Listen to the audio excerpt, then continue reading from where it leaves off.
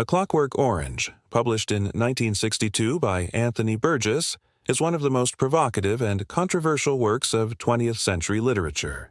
The book is both a fierce critique of authoritarianism, psychological manipulation, and human nature.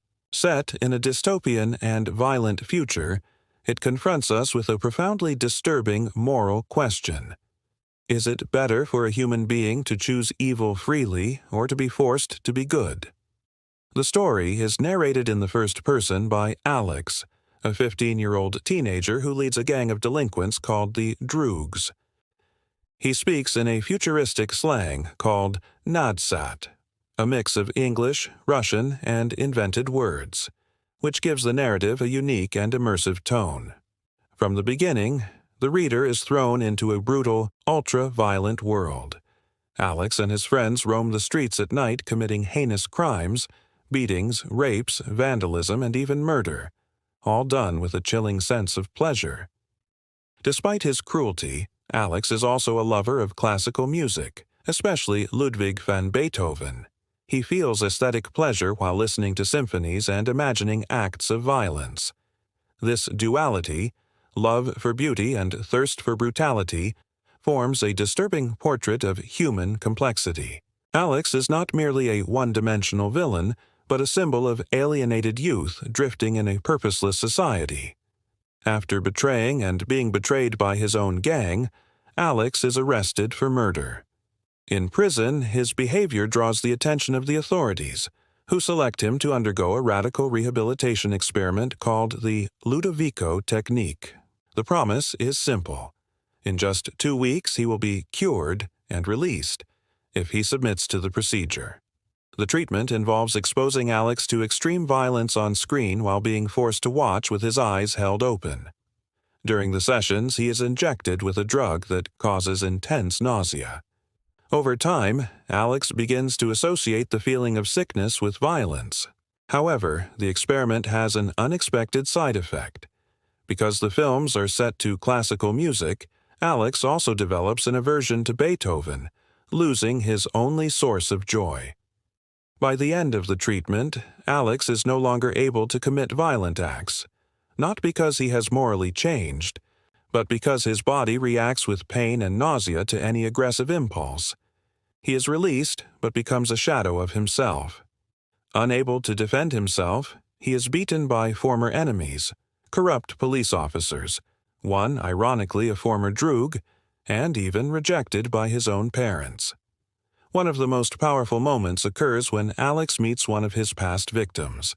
This man, now an anti-government activist, tries to use Alex as a political weapon, an example of how the state robs citizens of their free will. In trying to manipulate Alex for his own cause, the activist shows that suppression of freedom can come from both state tyranny and ideological opportunism. Desperate and dehumanized, Alex attempts suicide by jumping out a window. He survives, and the state decides to reverse the treatment's effects. The government now fears Alex as a symbol of policy failure and offers him a job and a new life. Alex regains pleasure in music and violent thoughts. But something has changed. In the final part of the book, often removed from American editions, we see an older, more reflective Alex, weary of violence. He observes younger boys committing the same crimes he once did and begins to long for something different. A family, a child, a purpose. He realizes that true moral transformation may only arise through free will, not through coercion. The title, A Clockwork Orange, comes from the Cockney expression, as queer as a clockwork orange, describing something that looks natural on the outside but is artificial within. This is precisely what Alex becomes after the treatment, a machine programmed to avoid evil, yet lacking true goodness. He is no longer human. He has lost the capacity to choose, to struggle internally, to err and grow. Burgess provokes us. Is it better to be a free monster or a docile automaton? The book offers no easy answers. It criticizes both social permissiveness, which enables violent youth, and authoritarianism, which seeks to forcibly shape human behavior. Morality, according to Burgess, only has value when it is freely chosen. A Clockwork Orange remains relevant because it addresses deeply current themes: psychological manipulation, the role of violence in society, the dehumanization caused by technology and politics, and the eternal tension between freedom and control. In a world where governments and corporations try to shape our behavior through algorithms, stimuli, and subtle punishments, the book's central question, "What does it mean to be truly human?" remains more alive than ever.